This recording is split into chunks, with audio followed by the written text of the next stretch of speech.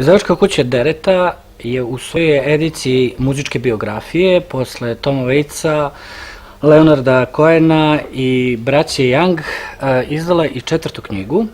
Imamo još jednog Younga, ali ovog je u pitanju Neil Young i njegova knjiga Teško izvojevani mir, san jednog hipika. Neil Young, osim muzike, bio je aktivan i na drugim poljima. Poznat je aktivista, borac za ljudska prava, pobornik za ekološke stvari, pre svega za kola koje ne koriste goriva, nego idu na struju. Zatim su tu veliki humanitarni rad, pre svega otvaraju škole za decu u razvoju. Mnogi druge stvari, antiratne kampanje protiv Busha i tako dalje.